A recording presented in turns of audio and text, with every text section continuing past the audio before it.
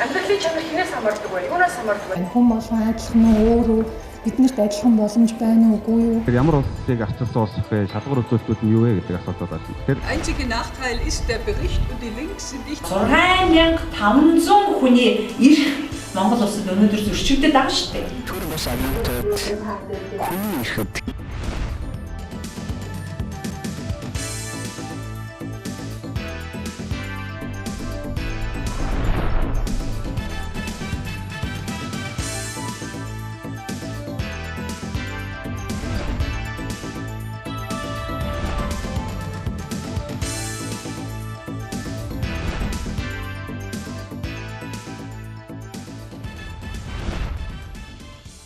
За Монгол Улсын хүний эрхийн үндэсний комиссийн тухай хуулинд бүх нийтэд хүний эрхийн боловсрал олох, боловсролыг хөгжүүлэх талаар ийм заалтууд байдаг. Тэгэхээр энэ заалтыг хэрэгжүүлэх ажлын хүрээнд хүний эрхийн боловсролыг олон нийтэд тэр дундаа одоо зорилттой бүлгүүдэд төгөх ийм зорилготойгоор үндсэндээ энэ сүүлийн 13 жил бол хүний эрхийн үндэсний комисс ажиллаж байгаа.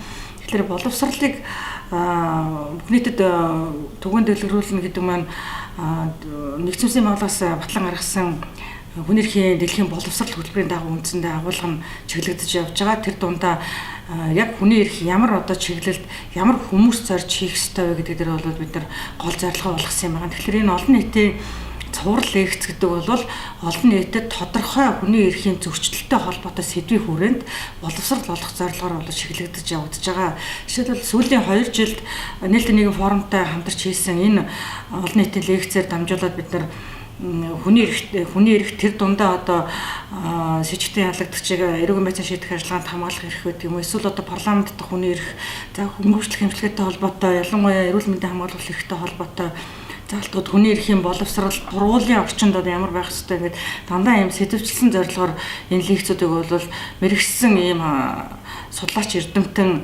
хүмүүсээр бол тавьж хилцүүлж байгаа.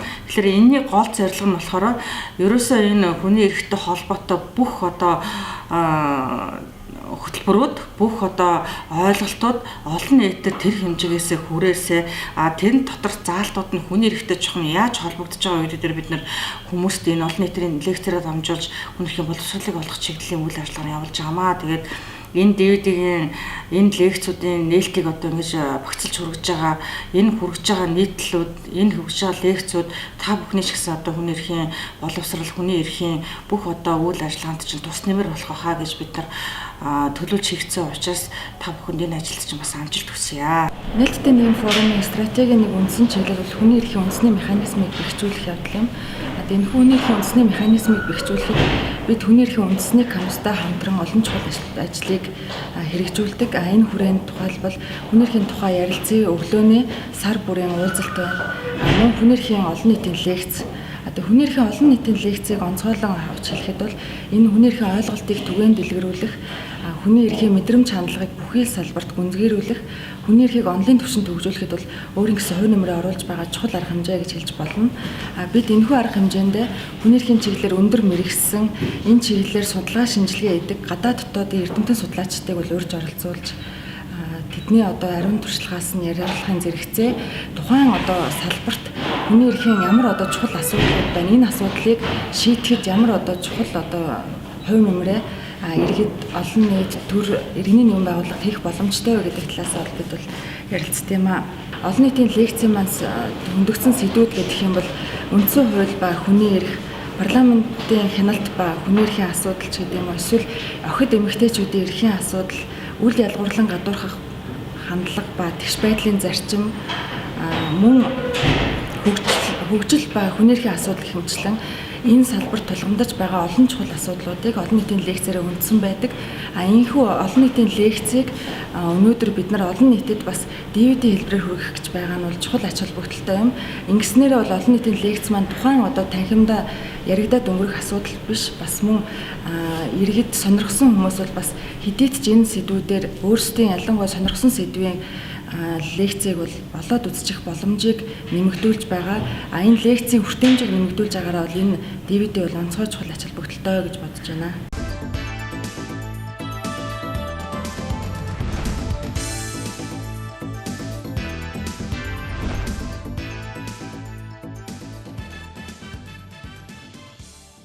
лекцийн үйл ажиллагаанд хүрэлцэн ирсэн та бүхэндээ талархал илэрхийлэхийн ярдамд өнөөдрийн лекцийг зохион байгуулалтын талаар та бүхэнд тооч танилцуулга өгье гэж бодож байна. За ингээ хүний эрхийн үндэсний комисс нээлттэй нийгэм форум хамтран хүний эрхийн онлын судалгаа хөгжүүлж байгаа зүтгэлтнүүдийн эрдмийн бүтээл практик үйл ажиллагааны үр дүнг олон нийтэд хүргэх түгээн дэлгэрүүлэх зорилгоор хүний эрхийн үндэсний комисс нээлттэй нийгэм форум хамтран жил бүрийн цуврал лекцүүдийг зохион байгуулдаг юм аа. Энэ үйл ажиллагаанд хүний эрхийн суур ойлголт, хүний эрхийн соёлыг төлөвшүүлэн хөгжүүлэхэд ихээхэн анхаарал хандуулан ажилладаг. Энэ жилийн цуврал лекцүүдээр бид нар хэд хэдэн цуврал лекцүүдийг зохион байгуулахад төлөвлөж байгаа. Цуврал лекцүүдээр бид нар айл болох олон салбарын төлөөллийг оролцуулахыг хичээдэг. Улс төрийн эрх хэрэгчлөө сонгогдох эрх хэрэгчлөөний талаар бид өнөөдөр ярилцах гэж байна. Ингээд өнөөдрийн бидэнд энэхүү чухал сэдвээр лекц сонсохоор хууль зүйн хүрээлэнгийн сургалтын албаны зөвлөх багш, холбооны бүгд найрамдах Герман улсын Бонн хотын их сургуулийн төр эрх зүйн тэнхимийн докторант Үүрт сайх үргэлжлэн ирсэн байгаа. Ингээд та бүхэндээ Үүрт сайх багшигаа урьж байна. Өөрийгөө товч танилцуулахад боловсролын хувьд би Шөхөдөг хууль зүйн дээд сургуулийг төгссөн. Дараа нь Монгол Улсын их сургуулийн хууль зүйн дээд сургуулийн магистрантур төгсөөд 2000 онд Германы холбооны бүгд найрамдах Герман улсыг сурахаар зорьсон. За ингээд тэнд холбооны бүгд найрамдах Герман улсын Бонн хотын их сургууль дээр хууль зүйн ухааны магистрийн зэрэг хамгаалсан. Дараа нь үргэлжлүүлээд тус сургуулийн докторантурт орж суралцаад ингээд явж байгаа юм байна. За тэгэхээр бид нар арчил гэж юу вэ гэсэн асуулт гарч иж байгаа. Тэгэхээр арчил гэж юу вэ гэдэг асуултууд бол бүх цаг үеийн турш тавигдчихсан янз бүрийн тодорхойлолтууд байдаг. Тэгэхээр би энэ дээр бол нэг тийм нуруугаа авсан тодорхойлолтуудыг хэлхийг хүсэхгүй байгаа. Тийм учраас энд судалж явах явцад гарсан нэг надад их таалагдсан нэг тодорхойлолтыг ярих гэж бодож байгаа. Энэ бол Германы төрийн эрх эрдэмтэн Робертс гэж хүний нэг үндсэн хуулийн тайлбар номонд өгсөн тодорхойлолт байна. Тэгэхээр энэ бол тэр хүн юу гэж тодорхойлсон бэхээр арчил гэдэг нь тэгшэрхтнүүд болон эрх чөлөөтнүүд дундаа хамтран өөрсдийн төлөө бүтээсэн улс төрийн ойролцоогын зохион байгуулалт юм аа. Тэгэхээр энэ дээр бол гол акцент өгөх надад таалагдсан юмуд нь бол нэгдүгээр тэр арчилсан элементийг бүрдүүлэх гэж ард түмнийг бүрдүүлж байгаа субъектүүд нь бол хоорондоо тэгшэрхтэй байх хэрэгтэй байна гэдэг. Хамгийн чухал нь тийм ээ. Шудраг басны шалгуур, суур, эхлэл нь бол тэгш боломж. Эрх гэдэг маань боломжийн хэмжээ шүү дээ, тийм ээ. Эрхчлөө гэдэг бол боломж, эрх бол боломжийн хэмжээ. Тэгэхээр тэгш боломжтой байж ээж төрийн засаглалыг хүлээн зөвшөөрдөг. Тэгээд тэр хүмүүс маань эрхчлөөтэй байх хэрэгтэй. Тэгээд нэг хүсэл зорилгот нэгдсэн дундаа хамтран өөрсдийгөө засаглах, нийгмийн харилцааг зохицуулах, улс төрийн ойролцоогын тэр зохион байгуулалтыг хийхээр дундаа хамтарсан тийм нэг зорилготой байх хэрэгтэй байна гэсэн. Энэ тодорхойлолтууд надад их таалагддаг. Тэгэхээр ямар улсыг арчилсан улс вэ? Шалгуур үзүүлэлтүүд нь юу вэ гэдэг асуултууд гарч байна. Тэгэхээр нэгдүгээрт бол төрийн бүх эрхийг баригч нь бүрэн эрхт нь ард түмэн байна. Тийм. Латинаар суперанус гэдэг нь бол юу гэсэн үг вэ? Бүхний дээр оршигч. Үүнээс дээш нөгөө түүний дээр зөвхөн хөх тэнгэр вэ гэж ярьдаг шүү дээ. Тэр нь бол уг нь ард түмэн, үндсэн хуулийн цэц биш тийм ээ. Ард түмэн. Тэгэхээр энэ бол бүхний дээр оршигч гэсэн утгыг илэрхийлдэг. За энд би нэг зургийг танилцуулахад энэ бол Английн нэр цэтгэгч Томас Хоббс гэдэг хүний Левиафан гэдэг бүтээлийн нүүрний чимэг зураг байгаа тийм ээ. Тэгэхээр энэ дээр бол юу үзүүлж байгаа гэхээр энэ сайн харагдах байгаа энэ хуурс шиг загасны хуурс шиг энэ хайр шиг энэ юм нь бол хүмүүс юм байгаа. Өөрөөр хэлбэл тухайн улсыг бүрдүүлэгч иргэд тийм ээ. Тэгэхээр энэ хүмүүсээс энэ төр бүрдэж байгаа.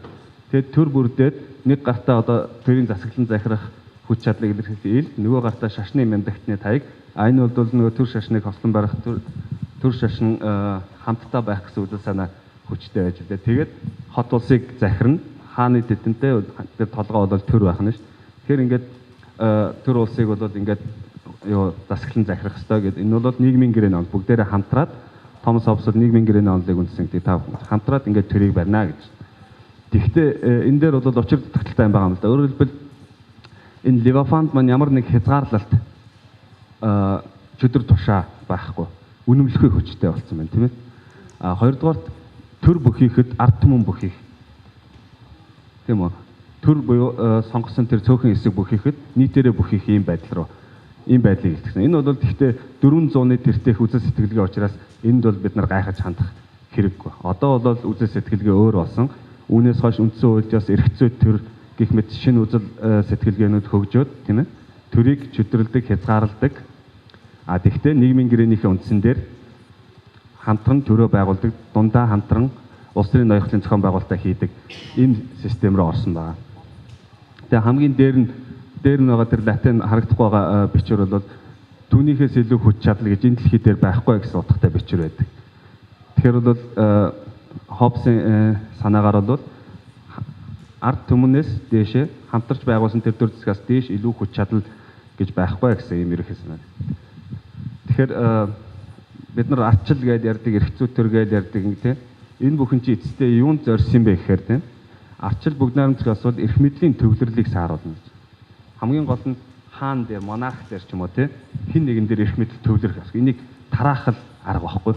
Ерөөсөө эрх мэдлийн төвлөрлийг сааруулна. Аль нэг газар эрх мэдэл төвлөрвөл дарангуулал болно. Дур зориг болно, тийм ээ. Энийг сааруулах. Хэмжээгүй ирэхэд мөнхийн Левиафан үүсгэхгүй байх. Одоо Хоббсын дүрсэлсэн энэ Левиафаныг л үүсгэхгүй байх нь ардчилсан ёс, эрх зүйн төрийн ёсны гол шаардлага, зорилго байна. Эрх мэдлийг бүрэн эрхтэн болох ард түмнийг бүрдүүлэгч тэгш ирэхэд нөгөө чухал элемент маань те эрх чөлөөтэй эв нэгдлийг эрхэмлэгч иргэдэд тэдний сонирхлын нэгдэл бүлгүүдэд тараан эзэмшүүлэх, тэрийг тэдний дунд явагдсан чөлөөд арчилсан сонгуулиар хугацаатай байгуулах. Энэ бас маш чухал шинж арчлалын тий хугацаатай байх хэрэгтэй. Ингэснээр дангаар болон цөөнхөр дарангуулагчдыг хязгаарлаж нийтээрээ аз жаргалтай инх хамгаалан орших гэсэн үзэл санаа. Тэгэхээр тиймээс одоо Европт хэмжээгээр ирэхэд хаант ёсыг халж тэрийн бүгд найрамдах хэлбэр үүсэн бүрэлдэхүүн түүчээ болсон Франц иргэний хувьсгалын гол урайн эрх чөлөө тэгшэрх ахан дүүгийн ёс. Би энийг ахан дүүгийн ёс гэдгийг нь бол эв нэгдэл гэж орчуулбал арай илүү буух юм болоо гэж бодоод эв нэгдэлгээд орчуулсан. Тэ?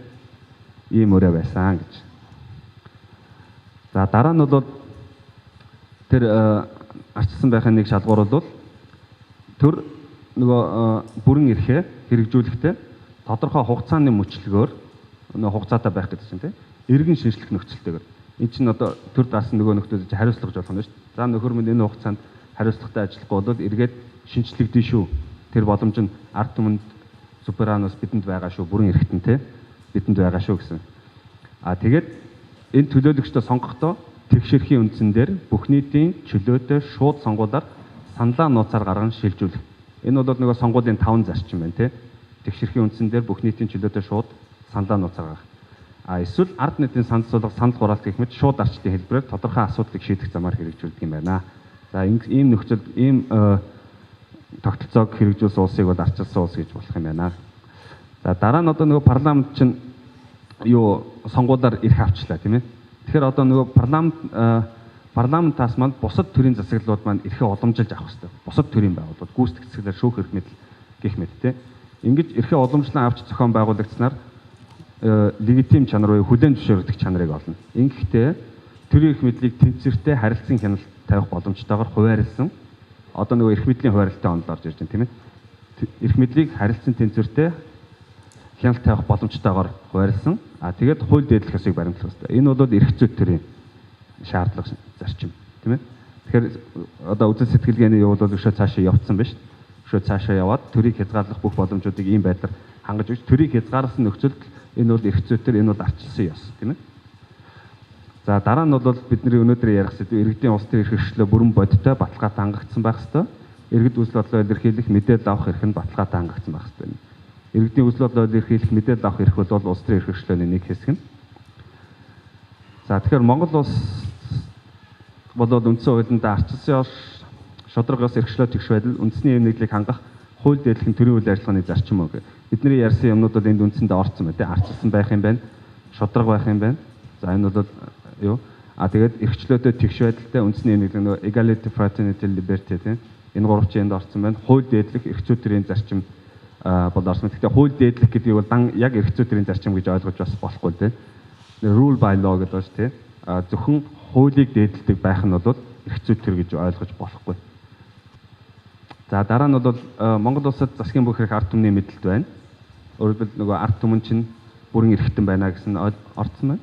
Монголын ард түмэн төрийн үйл хэрэгт шууд оролцож мөн сонгож байгуулсан төрийн эрх оролцоогчдын байгууллагаараа уламжлан энэхүү эрхээ эдлэн шууд олон төлөөллийн арчлалыг асуудал маань ингээ орсон. За ингэхээр бол Монгол улс арчилсан улс юм байна. Юм шиг байна. За Монгол улс үндсэн хуулийнхаа үзэл баримтлалаар парламентын бүгд найрамдах улс. Энийг бол нэг хэсэг маргадаг байсан. Одоо бол бүх судлаачид ерөнхийдөө бол энэ дээр тогтсон парламентын бүгд найрамдах улс юм байна гэдгийг аль аль улс төрийн болон шинжлэх ухааны төвшөнд аль аль нь хүлээн зөвшөөрсөн. За тэгэхээр парламентаас парламентын арчил гэдэг бол үндсэндээ намуудын ардчлал гэдэг. Улс төрийн намаар л дамжиж энэ парламентд бас хэрэгжинэ. Парламентын арчил хэрэгжинэ. Тиймээс улс төрийн хүсэл зориг бүрэлдэн бий болох чөлөөт арчилсан төр парламент бүрдэхэд иргэдийн улс төрийн хэрэгшлөө бүрэн хангагдсан байх ёстой.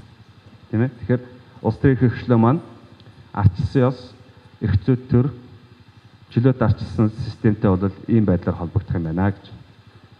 Тэгэхээр улс төрийн хэрэгшлөө хангагдаагүй байхад бол энэ бүхэн боломжгүй гэдэг л энийг хэлэх гээд байна шүү дээ. За улс төрийн хэрэгшлөөг Монгол Улсын үндсэн хуулинд бол баталгаажуулсан байгаа. За үүнд бол сонгогдох эрх, эвлэлд нь нэгдэх эрх, төрийн байгууллага албан тушаалтанд өргөдөл гомдол гаргах эрх, үзэл бодлоо чөлөөтэй илэрхийлэх, үг хэлэх, хэвлэн нийтлэх, тайван жагсаал цуглаан хийх, мэдээлэл хайх, хүлээн авах энэ эрхүүд орж байгаа тийм ээ. За тэгэхээр хүний эрх хэрэгшлөөг үндсэн хуулиар тодорхойлон хуульчлах нь төрөөс эдгээр эрх хэрэгшлөөг зөрчихгүй байхыг алив хязгаарлалт тогтоохдоо эрхцүүд төрийн үндсэн зарчмуудын хүрээнд тэдгээрийг хангасан байхыг шаардж байгаа хэрэг. Өөрөөр хэлбэл үндсэн хуульд ингэж хуульж нөгөө нийгмийн гэрээндээ бид нар чинь ингэж тусгайлан хуульчилж өгж байгаа ч юм бол төр та энэ хүний эрх хэрэгшлөө гэсэн энэ суурь боломжуудыг хязгаарлаж болохгүй шүү. Хязгаарлах юм бол тодорхой шаардлага шалгуураар үндсэн хуулиар тавигдсан тодорхой шаардлага шалгуураар хязгаарлана шүү гэсэн энэ ойлголтыг өгж байгаа. Өөрөөр хэлбэл үндсэн хууль бол төр иргэн хоёрын хоорондын харилцааг зохицуулсан төрийг хязгаарласан хэм хэмжээ зохицуулсан. Өөрөөр хэлбэл үндсэн хуулиар иргэд хоорондын асуудлыг зохицуулахгүй. Эсвэл байгууллага хоорондын асуудлыг гол нь төр иргэн хоёрын хоорондоо яаж харилцах юм, төрийн эрх мэдлийг яаж хязгаарлах юм, тийм төрд зориулсан хууль үндсэн хууль бол. За тэгэхээр хүний эрхийг инхүү нэрлэн зааж хуульчлах боломжгүй маа. Учир нь хүний эрх ямар шинэ эрх хэрэгчлөө гарч ирэхийг таашгүй гэсэн тийм үзэл бас байдаг тийм. Өөрөөр хэлбэл өнөөдрийн үеийн устай байх эрх ч юм уу тийм эсвэл хүнсээр хангагдах эрх гэх мэтлэн тийм шинэ эрхүүдийн тухай яригдж ирж байна шүү дээ. Олон улсын зөвшөөрөмж жишээлбэл тийм. Тэгэхээр гэтээ зарим орны үндсэн хуульд эсвэл ухаалаг үндсэн хуулиудад бол энийг юм би одоо орчуулах гэж оролцсон. Германаар бол Auffangrundrecht гэж. Одоо ингээд хамааруулдаг, зохицуулагдаагүй эсвэл ингэж хамааруулж авдаг тийм эрхүүд байхгүй. Би нэг бол нийтлэг хамааруулагч эрхүүд гэж орчуулах гэж оролцсон. За үүнд бол жишээ нь хүний эрхэм чанар human dignity те германаар бол Menschenwürde. Тэгээд хувьч чанараа чөлөөтэй хөгжүүлэх эрх freie Entfaltung der Persönlichkeit. Энийг одоо англиар юу гэж хэлдэг юм бэ? Сайн мэдэхгүй юм. Энэ дээр бол ерөнхий үйл ажиллагааны чөлөөт байдал те өөрийнхөө хувь хүнийхээ чанарыг одоо хөгжүүлэх, өөрийгөө чөлөөтэй юу дэлгэрүүлэх гэх юм уу те тэр боломжууд энд бол орж ирж байгаа. Тэгэхээр нөгөө хүний эрхийн каталогт хуульчилсан эрхүүд чинь очиж үйлчлэхгүй хүрээ юм гараад ирэхээр энэ эрхүүдээр ингээд бариад авдаг байхгүй. Жишээ нь одоо хүний эрхэм чанар гэдэг байгаа бол энэ бол яг бас нөгөө юунаас гаралтай да. Христосийн шашны сэтгэлгээнээс гаралтай тийм. Яагаад гэвэл хүн яагаад эрхэм бэ гэдэг асуулт гарна. Тэнгүүд юу гэхээр хүн гэдэг бол бурхан ч одоо хүний дүртэй байдаг шүү дээ. Есүс Христ одоо бурхан тийм. Хүний дүртэй бол бурханы дүрийг олж төрсөн учраас төрсөн ганц амьтан учраас энэ бол эрхэм чанартай онцгой амьтан. Тийм учраас энэ хүний бурханы дүрийг олж төрсөн энэ хүнийг бол бурханыг хүндэлж байгаа мэт хайрлан хүндлэх ёстой гэсэн тэр сэтгэлгээнээс гарсан. Сэтгэлгээний уг сурвалж нь бол тэр боловч өнөөдөр бол нийтлэг үндсэл болоод хүн хүнийхээ хувьд эрхэм байх ёстой. Хүн хүнийг хүнийхээ хувьд хүндэлж, хайрлаж, харьцах ёстой гэсэн энэ ойлголт руу орсон байгаа шүү дээ, тийм ээ. Тэгэхээр энийг бол зөвхөн Христосын шашных учраас хэрэггүй маа гэж бол яагаад ч болохгүй, тийм. За тэгэхээр түрүү ярьсан арчилсан улс төрийн дэглэмтэй эрх зүй төртөө байхын тулд бол хүний эрх хэрэгчлээ боломжит дээд хэмжээнд хангагдаж хамгаалагдсан байх ёстой. Хүний эрх хэрэгчлээг хамгаалахын тулд эрх зүй төр байх ёстой. Эрх зүй төрд бол тодорхой шалгуурууд байдаг тийм нөгөө төрийн эрх мэдлийг хуваарлсан байх ёстой тийм шүүхээр хамгаалуулах эрхийг хангасан байх ёстой ингээд. За тэгэхээр манай үндсэн хуулийн концепцээр бол улс төрийн эрх хэрэгчлээ ер нь хүний эрх үү эсвэл иргэний эрх үү гэдэг асуудал гарч ирж байгаа тийм. Улс төрийн эрх хэрэгчлээг бүх хүн бүрт эдлүүлэх үү эсвэл зөвхөн Монгол улсын иргэдэд эдлүүлэх үү? Тэгэхээр энэ бол ялгаатай байдаг. Үндсэн хуулийн 2 дугаар бүлэг бол хүний эрх хэрэгчлээ гэсэн гарчигтай боловч 16 дугаар зүйл нь хүний эрхийн каталог дээр маань бол Монгол улсын иргэн дараах эрх хэрэгчлээ эдлэнэ гэдэг ингээд явцсан.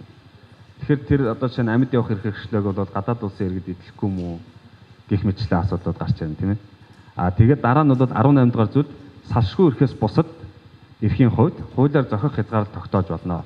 За мөн 18 дугаар зүйлд нь тухайн улстай байгуулсан гэрээгээр зохицуулнаа тий харилцан адил байх зарчмыг баримтланаа гэдэг. Гэхдээ олон улсын гэрээний тухайд ярьж байгаа юм. Тэгэхээр энэ манай энэ үндсэн хуулийн дизайн бол хүний эрхийн конструкт хэр зөв юм болоо гэдэгт бол би бас жоохон эргэлзэж ханддаг юм. Магадгүй хэцүү эрх зүйн үр дагаврууд үүсгэж болзошгүй тийм нөхцөл байна. За улс төрийн эрх хэрэгчлэг хүний эрх хэрэгчлээ бол хязгааргүй ямар ч хязгаарлалтгүй үндсэн хууль бичсэн тэр утгаараа л хэрэгжиж явах ёстой гэж бол бас ойлгож болохгүй л дээ. Энд бол хязгаарлалт байх ёстой. Хязгаарлалт нь ямар ашиг сонирхлын үүднээс байх вэ гэвэл нийтийн ашиг сонирхол тий. Өөрөөр нөгөө нийгмийн гэрээ байгуулж байгаа шүү дээ. Нийгмийн гэрээ байгуулж байгаа болохоор нийгмийн гэрээ байгуулж байгаа чинь гол утга нь нийтийн ашиг сонирхлын үүднээс төр чи миний эрх хэрэгчлөөнд тодорхой хэмжээний хязгаарлалт тогтоож байна. Гэхдээ хязгаарлалт тогтохдоо мэдээж нөгөө салшгүй эрх хэрэгчлөөнд бол хязгаарлалт тогтоож болохгүй тийм ээ. Харин одоо юу гэдэг хүн амьд явах итгэл үнэмшилтэй байх гэх мэт тэр эрхэд бол хязгаарлалт тогтоож болохгүй. Харин бусад эрхийн хувьд бол тодорхой хэмжээнд хязгаарлалт тогтоох ёстой. Тэр дундаа улс төрийн эрх хэрэгчлөөнд бол зайлшгүй хязгаарлалт шаардлагатай. Инхээр юу гэсэн үг вэ гэхээр улс төрийн эрх хэрэгчлээг бол гадаад аюулгүй байдлын үүднээс ялгамжтай зохицуулах шаардлагатай. Өөрөөр хэлбэл гадаад одоо төрийн нөгөө нэг гурван юу шүү дээ тий үндсэн чигээр гадаадаас хамгаалан дотоод хамгаалал тий тэгээд нийгмийн public service-ийг хангах. Тэгэхээр бол гадаадаас хамгаалахын тулд бол улс төрийн эрх хэрэгчлээг хязгаарлана. Улс төрийн эрх хэрэгчлээ бол Монгол улсын иргэдийн л эрх хэрэгчлээ байх хэрэгтэй. Улс төрийн эрх хэрэгчлөөний зарим эрх хэрэгчлээг бол гадаад улсын иргэдэд эдлүүлж болно. Зарим эрх хэрэгчлээг бол яг цэвэр Монгол улсын иргэдэд зориулсан ийм эрх хэрэгчлээ байх хэрэгтэй. За тэгэхээр арчил энд нэг чухал юм ярихад бол арчил бол өөрөө өөрийгөө хөнөөх чинжтэй байдаг, амиа эгөөтгөх чинжтэй байдаг гэсэн тийм үзэл санаа байдаг тийм. Арчил улс төрийн эрх хэрэгчлээ хязгааргүйгээд ингээд тавьчих юм бол тэр дотор чинь арчилсан тогтолцооны эсрэг хүч үүсч болно тийм ээ. Үндсэн хуулийг үгүйсгэсэн, суурь зарчмуудыг үгүйсгэсэн тийм улс төрийн хүчин тийм хэсэг гарч болно. Ингээд эргээд арчлалыг аюулд очуулж байна. Жишээ нь Ваймарын бүгд найрамдах улс нурахтаа бол арчилсан улс байсан боловч энэ улс төрийн эрх хэрэгчлөөний хязгаарлалт энэ арчлаа хамгаалдаг тэр хамгаалтын дархлааг нь тогтоож өгөөгүй учраас Гитлер төрийн эрхэнд гараад ингээд Ваймарын бүгд найрамдах улс нуурсан. Тэгэхээр энэ үүднээс бол дэлхийн 2 дугаар дайны дараа ерөнхийдөө ямар ойлголт гарсан гэхээр англиар бол militant democracy, германаар бол Streitbare wehrhafte Demokratie. Өөрийгөө хамгаалдаг тийм ардчлал гэсэн тийм ойлголт гарч ирсэн. Дархлаатай ардчлал гэж би орчуулгыг оролцсон. Тэгэхээр энэ юу гэсэн үг вэ гэвэл арчил өөрөө өөрийгөө хамгаалдаг байх ёстой. Энэ дээр бол үндсэн хууль нь өөрөө дархлаатай байх ёстой тийм ээ. Тэгээд энэ дээр бол жишээ нь үндсэн хуулийн суурь зарчмууд, үндсэн хуульд ёс, арчилсан ёсны суурь зарчмуудыг үүсгэсэн ийм улс төрийн хүчин байх юм бол түүнийг хориглох нийтийн ашиг сонирхлын үүднээс түүнийг хориглох ийм боломж байх ёстой. Үндсэн хуулийн суурь зарчмууд өөрчлөгддөггүй мөнхийн тийм зарчмууд байх ёстой. Энийг бол хуульчилж өгөх ёстой байдаг. Манайх бол үндсэн хуульд нэмэлт өөрчлөлт оруулах тухай журмын тухай хууль гэдээ батлаад тэрүүгээр бол оролдлого хийсэн. Гэхдээ энэ хязгаарлалт бол ердийн хуулиар биш үндсэн хуулиар хийгдсэн байх ёстой. тэгжээж энэ бол жинхэнэ хамгаалалт болно. Гэхдээ энэ бол ямар ч байсан эхний ээлжинд нэг алхам. Тэгээд дараа одоо юу гэдэг үндсэн хууль нэмэлт өөрчлөлт оруулахад бол энэ мөнхийн зарчмууд буюу энэ суур зарчмуудаа хамгаалж хуульчилж өгөх байх л да. За ингээд сонгох эрхийн тухай асуудалд оръё. Тэгэхээр би энд бол нэлээд хэдэн асуудлуудыг хөндөж байгаа. Нэгдүгээр сонгуулийн тэгшэрхийн зарчим Монгол улсад хангагдаагүй. Сонгуулийн тэгшэрхийн зарчим бол ерөнхий одоо тэгшэрхийн зарчим биш хүн бүр хууль шүүхийн юм тэгшэрэхтэй хэнийг ч энэ засагсаагаар нь ядуурлан гадуурхаж болохгүй гэдэг. Энэ ерөнхий тэгшэрхийн зарчим бол нөгөө хязгаарлалт хийж болдог ялгамжтай авч үзэж болдог тийм байдаг. Харин сонгуулийн тэгшэрхийн зарчмын хувьд бол тэгж авч үзэж болдоггүй. Тэгж ялгамжтай авч үзэх юм бол эргээд нөгөө төрийн засаглал маань легитим чанар алдчихдаг. Хүлээн зөвшөөрөх. Өөрөөр хэлбэл би тэр төрийг байгуулахад X оролцоотой, та тэр төрийг байгуулахад Y оролцоотой байх юм бол тийм байх юм бол одоо надаас илүү оролцоотой гэсэн үг л дээ тийм. Тийм байх юм бол ягаад би тэр төрийн засаглалыг хүлээн зөвшөөрөх. Тэр чинь таны л төр байхгүй юу? Би тэгтээ дөрөв тэрэнд чинь ямар ч нөлөө байхгүй. Тийм учраас тэр төрийн засаглалыг хүлээн зөвшөөрөхийн тулд бүгд тэгш оролцоотой байх хэрэгтэй. Тэгэхээр тэр үднээсээ бол one man one vote гэдэг зарчим буюу ерөөсөө арифметик тэгш байдлыг шаарддаг. Яг ижилхэн тэгш саналын эрхтэй байх хэрэгтэй. Одоо энэ манай олон мандаттай сонгуулийн тогтолцоо шүү дээ тийм. Эн чинь болохоор миний бодлоор бол сонгуулийн тэгш эрхийг маш ностой зорчиж байгаа асуудал. Өөрөөр хэлбэл говь сүмбрийн сонгогч 1 саналтай, Баянзүрх дүүргийн сонгогч 3 саналтай байхгүй. Түүнээс биш хоёулаа 1 удаа санд өгж байгаа биш тийм. 1 удаа санд өгж байгаа. Гэхдээ нэг нь бол 3 санд өгчөж байгаа. Нөгөөх нь 1 санд өгчөж байгаа. Тэгэхээр парламентд төлөөлүүлэх парламент бүрдэхэд нөлөөлөх боломжийн хэмжээ бол хамаагүй их болчихж байгаа. Энэ бол цэвэр сонгуулийн тэгшэрхийг бол цэвэр алдагдуулж байгаа. Тэгээд ер нь бол ийм олон мандатаа сонгуулийн тогтолцоо дэлхийн улсуудад байдаг. Байхдаа бол тойрог болгонд адилхан мандат байдаг байхгүй. Өөрөлдвөл 2 мандат олон мандаттай юм бол бүх тойрог 2 мандаттай, бүх тойрог 3 мандаттай ийм байдаг. Манайхан болохоор яаж хийсэн гэхээр нөгөө засаг захиргаа нутаг дэвсгэрийн нэгжээ тойрог болгоод аваад үзсэн тийм. Тэнгүүтээ засаг захиргаа нутаг дэвсгэрийн тойрог болгоод аваад үзсэн хүн амын тоо мэдээж ялгууртай. Тэнгүүд нь хүн амын тоонд ерөнхийдөө пропорц бариулаад мандатын тоог хуваарлцсан. Тэгээд тэгсэн хэрнээ тэгээ хуваарлсан ч гэсэн нөгөө нэг мандатад олгодох саналын тоон говь сүмбэрт байгаагаас Баянзүрхэд байгаа нь чинь 2 дахин их ч юм уу тий. Ингээд маш том зөрүү орчиж байгаа байхгүй. Ерөнхийдөө ийм одоо мандатад оногдох сонгогчдын саналын тооны зөрүүг бол нэг 20% байхыг бол хүлээн зөвшөөрдөг юм бэл. Манайх бол 2 дахин их гэхэд 200% болсон байгаа учраас энэ бол маш ностой зорчил. За энэ олон мандаттай сонгуулийн тойргоор бол анх 1992 оны сонгуулийн хууль явагдсан байдаг. Энэ сонгуулийн хуулийн дараа юу үндсэн хуулийн цэцэд тодорхой эргээд хандаад ингээд үндсэн хууль зөрчижээ гэдээ хандсан чинь манай үндсэн хуулийн цэцэд юу гэж шийдсэн бэ гэхээр манай Монгол улс үндсэн хуульдаа буюу тэр 21-р зүйлийн 2-т Улсын их хурлын гишүүнийг Монгол улсын сонгуулийн эрх үхийн иргэд нийтээрээ чөлөөтэй шууд сонгох эрхийн үндсэн дээр саналаа нууцаар гаргаж 4 жилийн хугацаатаагаар сонгоно гэж байна. Энэ дээр тэгш гэдэг үг байдгүй. Тэгэхээр үндсэн хуульдаа бид нар тэгшэрхийн зарчмыг хуульчлаагүй учраас цаад логикоор бол тэгш бишээр сонгож олно гэдэг ингээд шийдсэн байдаг. Тэгэхээр түрүүнээс хойш бид нар яриад явуулсан шүү дээ. Тэгш байх чинь бол арчилсан байх юм бүгд найрамд тулсын суур зарчмаа гэдэг тийм. Тэгэхээр тэгш биш болохоор чинь арчил муу юм уу гэдэг асуулт тавьж тийм. Окей. За тэгвэл тэгшвшээр сонгож болно гэд хуульчилсан. Тэгшэрхийн энэ юуг зөрчөөг байна гэд ингэ явчих. Гэтэл үндсэн хуульд тэр тэгш биш байна. Тэгшэрхийн зарчмыг хасъя гэсэн хэлэлцүүлэг үндсэн хууль тогтоогчийн юун дээр бол яригдчихсан байна. Тэрэн дээр би энэ дээр бичсэн байна л да. Одоо энэ Улсын баг хурлын үндсэн хуулийн төслийг хэлсэн 91 оны 10 сарын 15-ны өдрийн хурлааны тэмдэглэлийн 133-аас 136 дахь талууд энийг та нар яг дараа сонирхож үзээг тэмдэглээд авчаа. За энэ дээр бол яасан гэхээр энэ Улсын баг хурлын хурлаан дээр очиржов гэж гишүүн байсан байна. Тэр гишүүн бол тэгш гэдгийг хасъя гэсэн саналыг дэмжиж байгаа гэсэн томьёолоор санал хураалгасан. Ингээд бол 41 гишүүнээс 28 зөвшөөрөөд 8 татгалзаад 5 төдөлгөж олонхын дэмжлэг авсан байдаг. Дараа нь тэнгууд ламжав гишүүн одоо нөө эргэн ламжав шүү дээ манай үндсэн хуулийн цэс тандаад байдаг.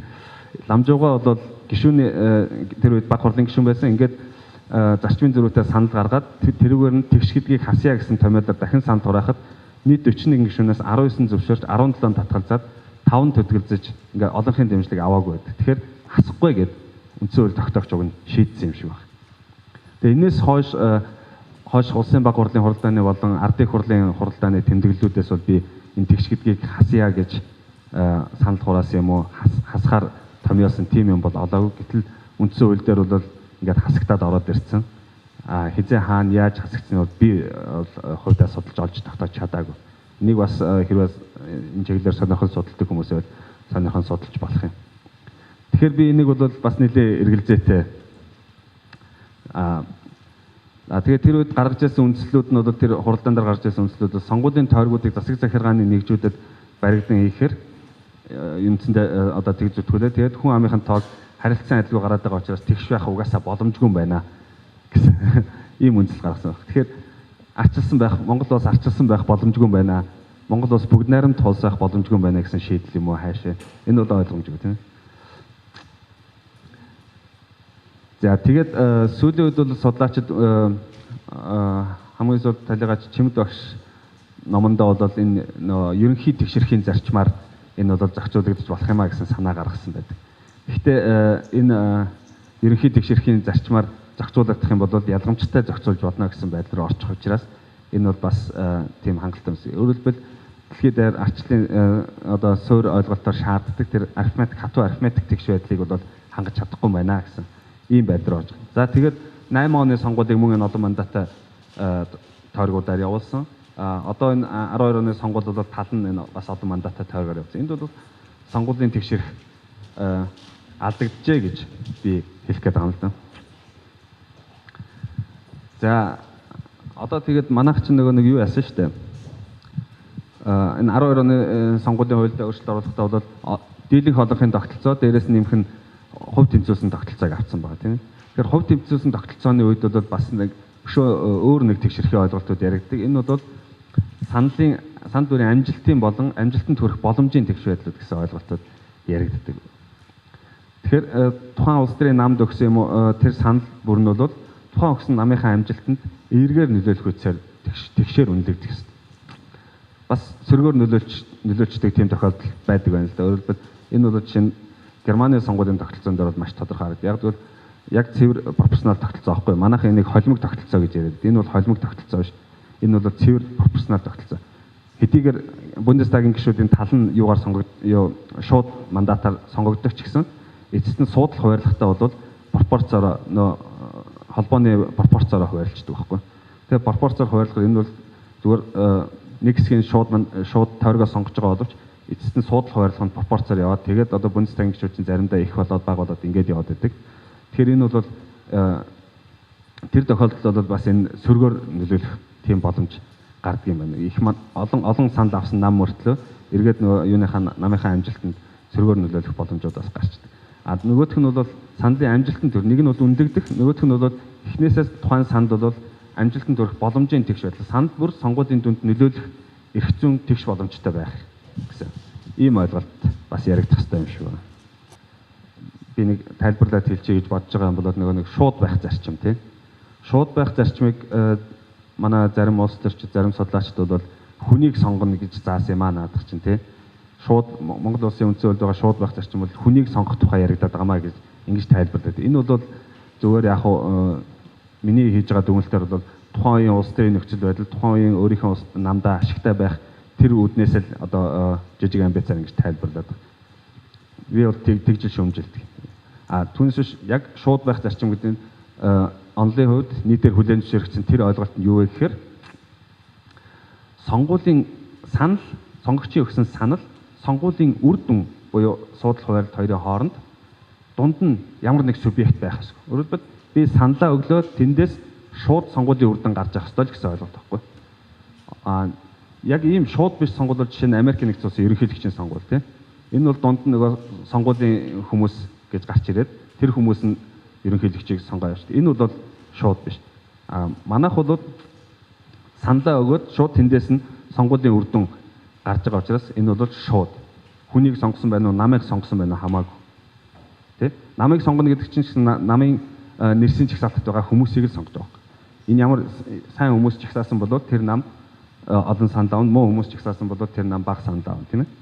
Энд бол шууд байх зарчим алдагдаад байгаа юм ерөөсөө байхгүй. Тэгэхээр энийг бол ерөнхийдөө одоо нийтээр бас ойлгож хүлээмжшүүлж байгаа. Яг л манайх чинь хувь тэнцвэрсэн системийг бас хэрэг нэвтрүүлчихлээ шүү дээ, сонгуулийн тогтолцоонд.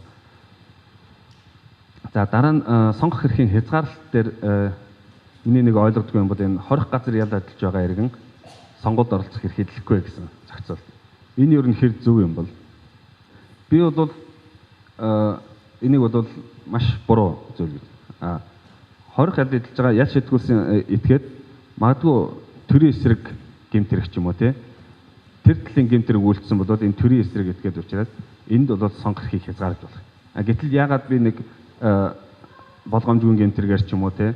Эсвэл ямар нэг жижиг делегтээр ингээд хорих ял ажиллаж байгаа учраас улс төрийн оролцооныхоо эрхийг сонгох эрхээ хязгаарлуулах ёстой юм бэ гэдэг асуудал. Би энэ хязгаарлалтыг бол жишээ нь зүй ёсны эрхтүүдийн зарчимд нийцэх хязгаарлалт биш ээ гэж боддгийн. Гэхдээ манай хууль зохиогч бол ингээд нөгөө талаас хорих газар ял ажиллаж байгаа хүмүүсээс санал авахд бол техникийн бэрхшээлүүд бол жишээ нь байхгүй тийм. Энэ бол хамгийн амархан саналыг авах боломжтой тэр хэсэг байгаа тийм. Тэгэхээр энэ дээр бол би бас эргэлзээтэй ханддаг юм. За манайх сая 8 оны сонгуульд орж чадаагүй. 12 оны сонгуульд гадаад амьдарч байгаа монголчуудынхаа саналыг авсан тийм ээ. Тэгээд тэр улсын хурлын сонгуулийн тухай хуулийн 6-гийн 7-гийн 1-д гадаад улсад байгаа сонгуулийн эрх хэрхийг өөрийн биеэр ирж оролцсон гэсэн байгаа. Тэгэхээр энэ бол ер нь эрхтүүдийн зарчимд байдаг шүү дээ. Тодорхой эрхийн хязгаарлалтууд бол хүлцгүйц тийм хязгаарлагч байх хэрэгтэй тийм. Тухайн эрхэн зөрчигдөж байгаа эрх нь хязгаарлагдж байгаа этгээдээс хүлээн зөвшөөрөхөд хүлцгүйц тийм хязгаарлалт байж аж энэ бол үндсэн хуулийн дагуу хязгаарлалтаа гэж хүлээмжшүүлдэг ерөнхий зарчим байдаг. Гэтэл жишээ нь би одоо улсын хурлын 2012 оны сонгуульд яг сонгуулийн маргааш нэрс учраас энд сонгуул өгч чадаагүй. Тэнд байхдаа бол өгөх боломж байсан. Өгөх боломж байсан. Гэхдээ би Бонн хотод амьдардаг байсан. Манай дипломат төлөөлөгчийн газар Берлин хотод байдаг, тийм. Берлин Бонн хоёрын хооронд 600 км.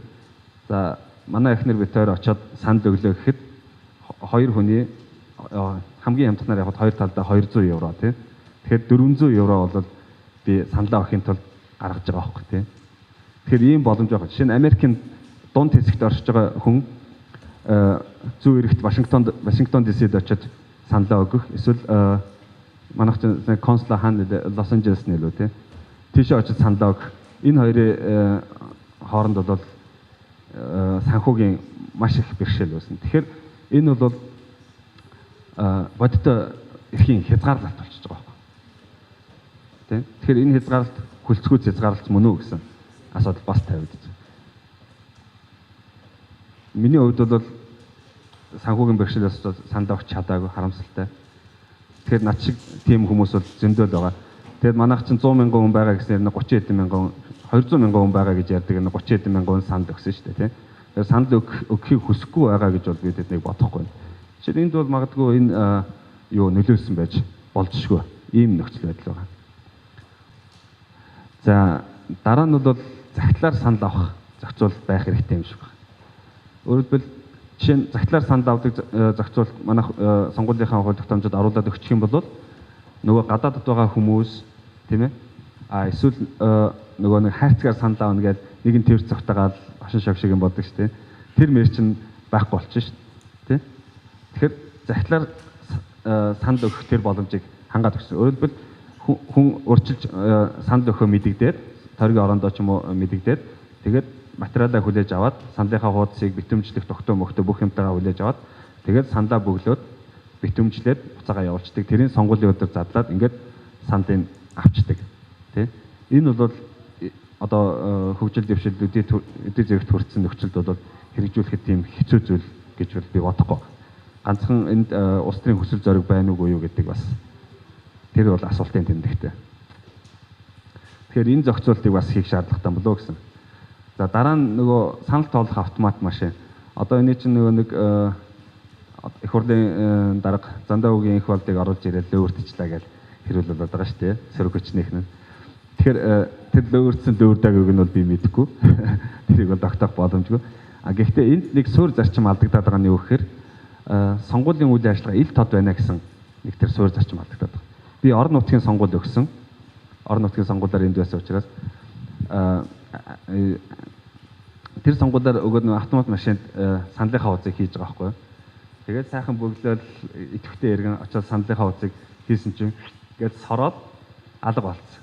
Эргээд надад ямар ч респонд байхгүй тий? Миний саналыг тоолсон юм уу? Тоолоогүй юм уу? Авсан юм уу? Аваагүй юм уу? Тоолсон байхад хаана хэн дээр тоолчих, зөв тоолсноо, буруу тоолсноо тий? Тэр бол ямар ч эргээд хариу үйлдэл байхгүй. Герман улсын Бундестагийн сонгуул Германы Бундестагийн сонгуульд 2-3 жил сонгуульд санал авах машиныг ашиглаж байсан. Холланд нэг фирмийн машиныг ашигласан. Тэрийг бол холбооны үндсэн хуулийн шүүх сая 12 оны биш сүүлийн сонгуул дээр бол үндсэн хууль зөрчсөн байна гэдэг хориглолцсон. Санал авах машиныг хэрэглэж болохгүй болсон. Яагаад вэ гэсэн чинь тэрэн дээр тэр машины одоо нөгөө нэг манипуляц хийх боломжтой, саналын одоо хувиргах тэр боломж тэрмээр бол техникийн тал нь бол асуудал биш байсан. Гол унсан асуудал нь болохоор энэ ил тод байх, тэгээ нийтэд ил тод байх гэсэн зарчим нь хангагдаагүй байна гэсэн ийм асуудал яригд. Энэ санал тавлах машиныг хэн оруулж ирсэн байх нь хамаагүй, ямар програмчлалтай байх нь хамаагүй, гол нь тэр миний эрхийг хэрэгжүүлж байгаа, зөв хэрэгжүүлж байгаа, буруу хэрэгжүүлж байгаа гэдэг нь эргээд олон нийтийн өмнө шалгах боломжгүй байгаад нэг асуудал байна гэж. Сонгох эрх бол эрхийн хамгаалтыг хизээ шаарддаг хэрэг субъектив эрхийнхээ хувьд бол эрхийн хамгаалт тийм чухал биш. Өөрөөр хэлбэл сонгуулийн дүн тэр эрхийг хэрэгжүүлсний улмаас гарах эрх зүйр дагав нь бол объектив буюу бүгдээрнгийнхээ саналыг тоосны үндсэн дээр гарч ирж байгаа тийм. Сонгогдох эрхийн хувьд бол субъектив эрхийн хамгаалт байж болно. Сонгох эрхийн хувьд бол миний одоо тэр суудлал шийдвэрлэж байгаа нь ганц саналын зөрүүгээр шийдвэрлэгдэг бол миний санал зорчигдсон байх нь тийм ач холбогдолтой биш тийм ээ. Тэгэхээр объектив эрхийн хамгаалт буюу нийтээр бүгдээрнгийнх нь эрхийг зөрчсөн тохиолдолд энэ бол сонгох эрхийг зөрчижээ гэдэг. Тэгэхээр хизээ бүгдээрнгийнх нь эрх зөрчигдөх вэ гэхээр мандатын хуваарлалтад нөлөөлсөн байх хэрэгтэй тийм үү? Мандатын хуваарлалтад нөлөөлсөн тэр сонгуулийн зөрчлөөс болоод сонгуулийн дүн буруу гарсан мөн мандатын хуваарлалтад өөрчлөлт орсон. Тийм байж ажлыг бол сонгуулийн зөрчил сонгох эрхийг зөрчижээ гэж үзэж ингэж авч үзэх хэрэгтэй гэж байгаа. Нөгөө талаас бол сонгуулийн маргааныг сонгуул дууссаны дараа шалгах хэрэгтэй юм байна. Манайх бол сонгуулийн явцад нь шалгаад чи болон болохгүй гэдэг ингээд хэрүүл маргаа үсгээ дараа нь их хурланд бүрэлдэж чадахгүй ингээд ийм байдал руу ороод байгаа шүү дээ. Нэг бол сонгуул дууссаны дараа тэгээд тусгай журмаар тэр маргаан шийдвэрлэх ажиллагааны тусгай журмаар шийдвэрлэх хэрэгтэй. Германы жишээг та бүхэнд яриа л да. Германы жишээн дээр бол яадаг вэхээр сонгуулийн маргааныг бол эхлээд Бундестагийн сонгуулийн маргаан шийдвэрлэх байнгын ороо гэж үүдэг. Тэр байнгын ороо тэр асуудлыг авч үзээд тэгээд тэрүүгээр сонгуулийн маргааныг энэ сонгуулийн зөрчил байна, сонгуулийн дүнд нөлөөлчихжээ, мандатын хуваарлалтанд нөлөөлчихжээ гэд шийдвэрлэх юм бол тэрийг зөвтгөн. Тгээггүй байна гэд шийдвэрлчлээ гэхэд нөгөө өргөдөл гаргагчдын өргөдлийг хангахгүйгээр шийдвэрлсэн байх юм бол өргөдөл гаргагч үндсэн хуулийнхаа шүүхэд хандах боломж нэдэг. Тэгээд үндсэн хуулийнхаа шүүхэд очиж маргаанаа шийдвэрлэв. Гэхдээ Германч нөө холбооны улс болохоор бас юу яадаг юм л да. Мууч улс болгоо өөр зохицуулалттай. Зарим улсууд бол эхлээд захиргааны шүүхээрээ шийдвэрлүүлээд дараа нь үндсэн хуулийн шүүхтээ очдог. Тийм зохицуулалт байна. Бундестагийн сонгуулийн маргааныг шийдвэрлэх ажиллагааны хувьд бол нэг бэрхшээлтэй асуудал нь юу байдаг вэхээр нөгөө юу яатсан. Процессын хугацаа тогтоож өгөөгүй. Тийм болохоор нөгөө парламент чинь бол өөрийнхөө сонгосон сонгуулийг сонгогдсон нөхдүүд чинь энэ хүчингүй байна бид нар болио гэд тэг шийдэх нь хавар байт юм байна л да. Тэгээ процессын хугацаа тогтоож өгөөгүй учраас нөгөө сонгуулийн маргааны өргөдлүүд хүрээд ингүүт хугацааг нь устсгаад бүр өөрийнхөө хугацаанд яваад байдаг нөгөө Бундестагч асуудлаа шийдэж өгдөг. Тэгж явж байгаа жилийн дараа, жил хагасын дараа шийднэ. Дараа нь үндсэн хуулийн шүүхээр явах процесс явах цааш бас удаан үргэлжлээ. Ингээд явсаар байтал яг ингээд нөгөө сонгуулийн маргааныг шийдвэрлэхэд нөгөө Бундестагийн бүрээр ирэх явцаа бараг дуусч яадаг. Нэг ийм асуудал байгаад байна. Тэгэхээр тэр асуудлыг шийдэхин тулд жишээ Нордрен-Вестфален мужи улсын одоо миний амьдарч байсан мужи улс Бонн хот оршдог. Тэр мужи улсынх бол процессын хугацаа тогтоогоод өгсөн. Ландтаг сонгуулийн маргааныг бол ийм хугацаанд шийдвэрлэнэ. Тэгээд энэ шийдвэртээ санал нийлэхгүй бол мужи улсын үндсэн хуулийн шүүхэд хандаж болно гэдэг. Ийм зохицол. Энэ бол жишээ нь боломжийн зохицолтой байх жишээ. Манайд бол бэрхшээлтэй байгаа юмнууд их л байна л да тийм. Одоо сая хамгийн сүүлийн жишээгээр бол би энэ дээр бол бас эргэлзэл байгаа. Нөгөө тойргийн орны шийдвэр орон нутгийн сонгуульд сая улсын хурлын дахин сонгуул дээр 20 цаг гэдээ гарчлаа гэх тийм 20 цагаар тасалсан хуульд нь болохоор 22 цаг байдаг. Тэгээд би бол энийг тодорхой эрх зүйн зөрчил байна гэж сонгуулийн зөрчил болчихжээ гэж үздэг. Тэгсэн чинь нөгөө нэр дэвшигч Эрхэнбаяр одоо нэрээ татлаа юм уу эсвэл бууж одоо хүлээн зөвшөөрчлөө бууж өгснө бууж өгөөд ингээ хүлээн зөвшөөрчлөг ингүүт нь нөгөө эрхийн зөрчлийг арилгахгүй цаашаа ингээд явчихж байгаа. Энэ бол бас эргэлзээд энийг бол одоо шинэ сонгуулийн ерөнхий ороомороо шийтгэл байх л та. Эсвэл шийдэхгүй хайж магадгүй. Манай чинь их олон юм чинь нөгөө тохироо юмар явчихдаг штэ тий. Хуулиараа биш. Тийм байдал руу орчод бас харамсалтай. Эрэлт нэгдэх хэрэг. Энэ эрхийн хувьд бол хоёр төвчний асуудлыг ярьж байгаа. Нэг нь бол төрийн бус байгууллагад эвлэлдэн нэгдэх. Нөгөөх нь бол улс төрийн намд эвлэлдэн нэгдэх.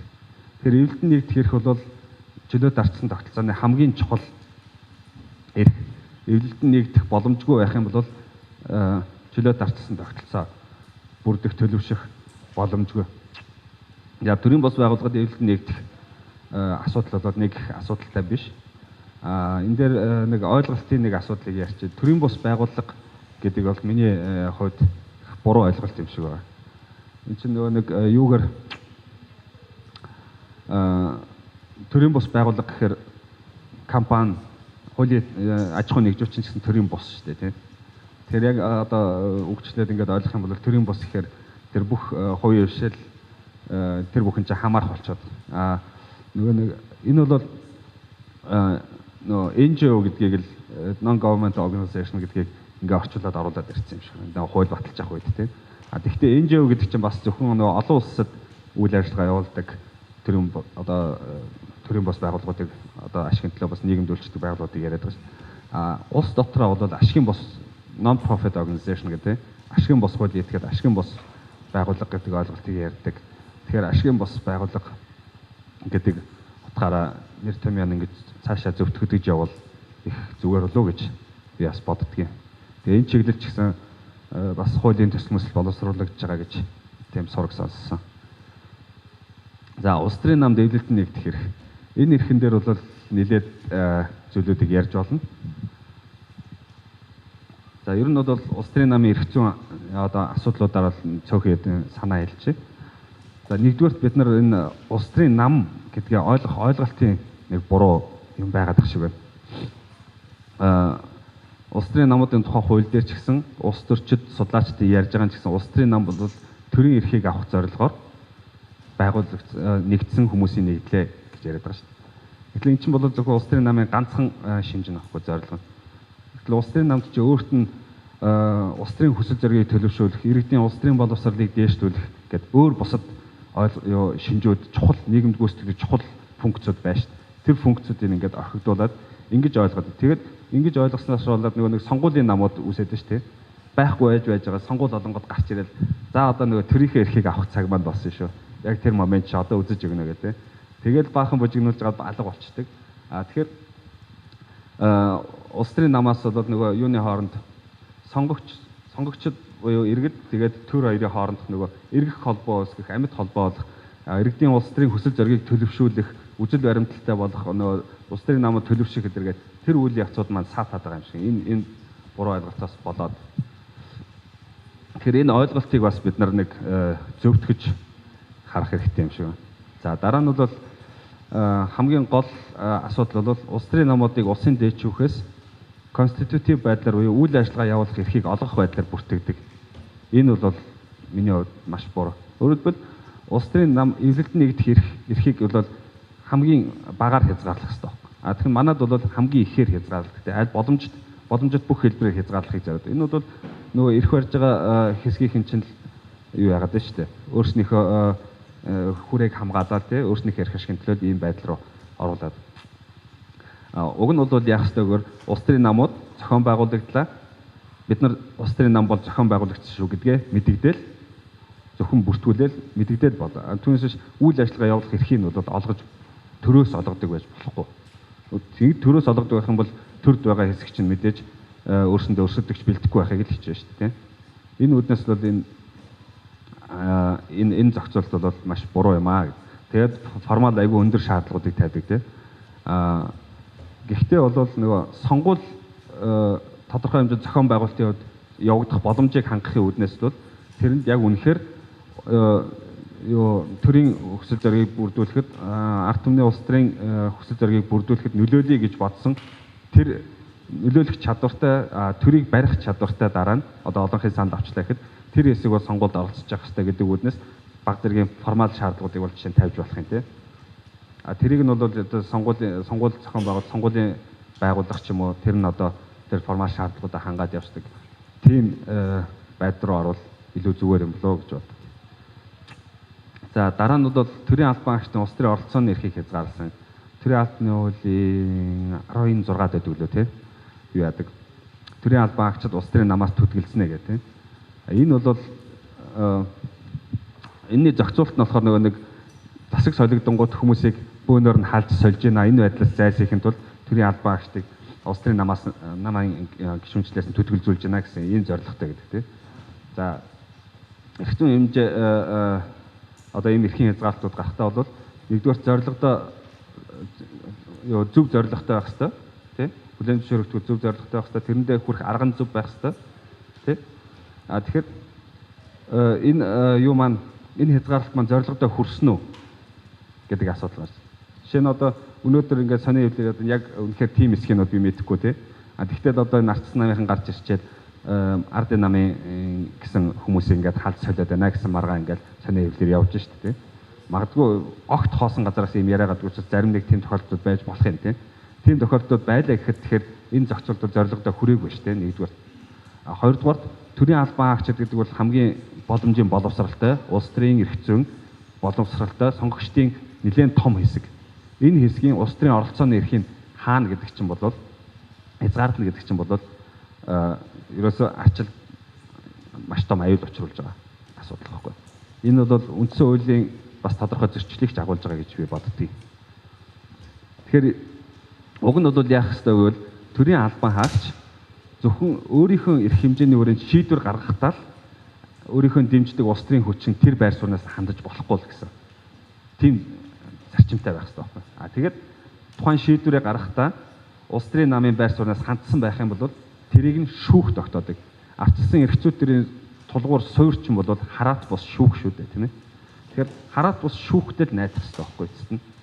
Тэгээд энэ төрийн албан агчийн тодорхой гаргасан шийдвэрээр нь энэ хүн улс төрийн байр сууриас энэ шийдвэрийг гаргачлаа.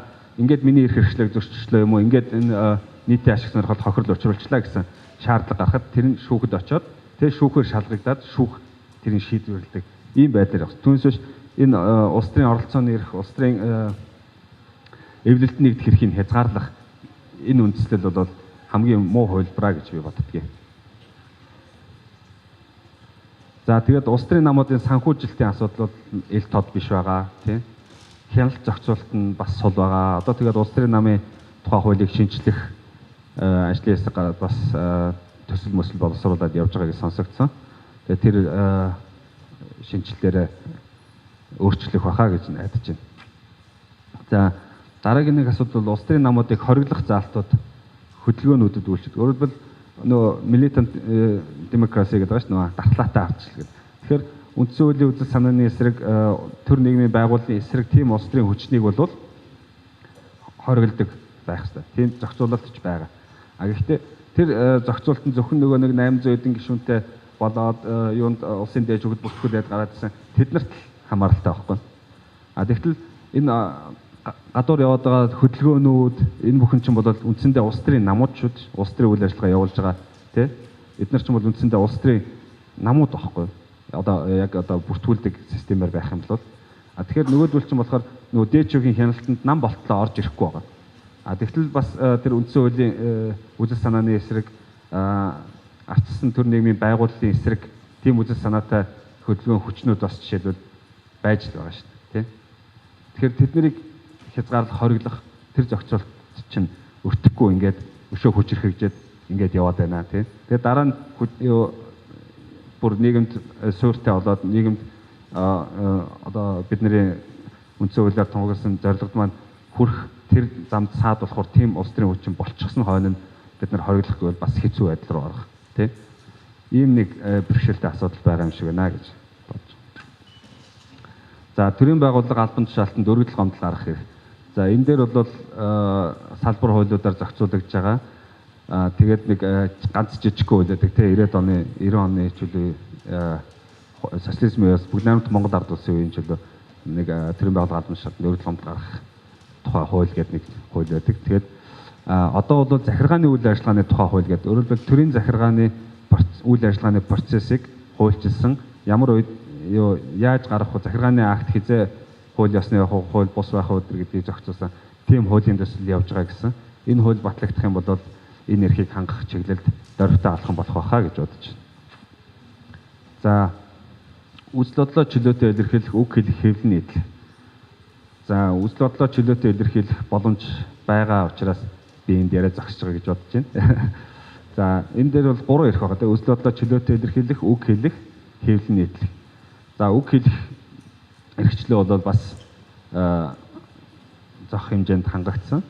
Хэвлэл нийтлэх эрхийн хувьд бол нийгэм шүүмжлүүд явж байдаг тийм ээ. Нөгөө хаалтын гэрээ гээл одоо хэвлэл мэдээлэл байгууллагууд цөөхөн хүнээс одоо цөөхөн мөнгөтэй хүмүүсээс хараат болсон энэ төр гэдэг энэ юунууд явж байдаг. Энэ дээр бас би сая ерөнхийлөгч хэвлэл мэдээллийн ерөнхийлөгчийн ажлын албанаас хэвлэл мэдээллийн тухай хуулийг шинжилэн найруулж гаргаад их хурл руу оруулаад буцаагаад татчих шиг боллоо. Энэ бол бас нөгөө сонгуулийн өмнө хэвлэлийнхэнтэй муудалцаад яах юм гэсэн байлгүйтэй бодвол. Гэхдээ бол энэ хууль маш чухал. Миний санаагаар бол юу гэдэг тэр хуульд бас концепцэн тэр төсөлд концепцэн туссан байсан санагдаж байна. Хэвлэл мэдээллийн хэрэгслийн эздийг зарлах хэрэгтэй. Өөрөөр хэлбэл хүмүүсийн мэд хэрхийг хангаж өгөх хэрэгтэй. Энэ хэн гэдэг хүний хэвлэл мэдээлэл ямар өнцгөөс бичээд байна гэдгийг дүгнэх боломж нь олох хэрэгтэй. Тэгээд дээрэс нь хэвлэл мэдээлэл хараат байх юм бол арчилсан тогтолцоо, арчилсан ёс хэрэгжих ямар ч боломж байхгүй. Энэ бол бүр эссенциал тийм бүр амин тийм шаардлага байхгүй. Тэгэхээр нөгөө талаас бол хэвлэл мэдээллийн эрсэлд хөрөнгө оруулалтыг нэг этгээд юм уу нэг сонирхол өгөх этгээдийг хязгаарч өгөх хэрэгтэй юм шиг. Бүр хяналт тавих боломжгүйгээр тийм олон хүмүүс олон этгээд хөрөнгө оруулж ээж нэг хэвлэл мэдээллийн эрсэл болдог. Тэр нөхцөл боломжийг бүрдүүлж өгөх хэрэгтэй. Нөгөө талаас бол энэ олон нийтийн хэвлэл мэдээллийн эрсэл байна шүү дээ. Өөрөлдвөл public одоо олон нийтийн үндэсний олон нийтийн радио телевиз ч юм уу тийм ийм олон нийтийн хэвлэл мэдээллийн хэрэгслийн хараат тус байдлыг бас чөлөөт байдлыг автоном байдлыг бас хангаж өгөх хэрэгтэй юм шиг байна. За иймэрхүү санаануудыг хэлье. За жагсаал цуглаан хийх 50 жагсаал цуглаан хийх. Энд бол нэгдүгээр 50 байх хэрэгтэй тийм. Хоёрдугаар жагсаал цуглаан хийх боломж нь эрхчлөө тэр боломж нь бол нээлттэй байх. Манайд бас нөгөө зөвшөөрлийн систем байгаа. Энэ бол бас маш буруу тогтолцоо гэж. Өөрөөр хэлбэл жагсаал цуглаан хийхин тулд бол би заавал төрийн захиргааны байгууллагаас зөвшөөрөл авах. Тэгэхээр нөгөө төр чинь мэдээж зөвшөөрөл өгөхгүй л хийчихэж шүү дээ. Тийм үстэй. Өөрөөр хэлбэл өөрөө ирэх барьж байгаа. Тэгээд өөрийнх нь эсрэг жагсах гэдэг хүний чинь зөвшөөрөл өгөхгүй л хийчихэж шүү дээ. Тийм учраас бол энийг бол зөвхөн мэдээлэл бид нар жагслаа шүү гэж мэдэгдээл хийж байгаа. Төр энд ямар оролцоотой байх вэ гэхээр төр бол хамгаалахад оролцоотой байна. Жишээ нь Германд нөгөө нэг нацист хөдөлгөөнүүд байдаг л да тийм. Тэд нар ингээд байнга жагсаж магсчаад. Тэгэхээр тэр нацист хөдөлгөөнүүдийг ингээд яадаг вэхээр жагсаж яхад нь нутгийн иргэд тэр нутгийн тосгоныхын ч юм уу тэр жагсаж байгаа хотынхын ч юм уу хүмүүс эсэргүүцээд ингээд юу яадаг. Эсрэг жагсаал хийдэг тийм. Бас нөгөө зүүнний хүчнийхэн бас эсрэг ингээд жагсаад.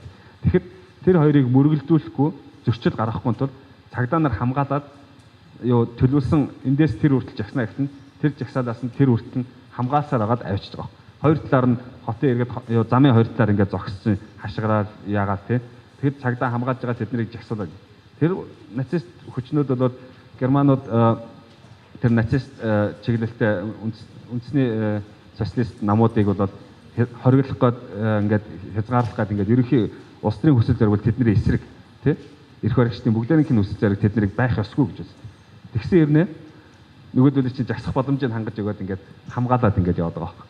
Яг ийм л байдлаар төр оролцох хэрэгтэй. За ингээд анхаарал тавьсанд баярлалаа.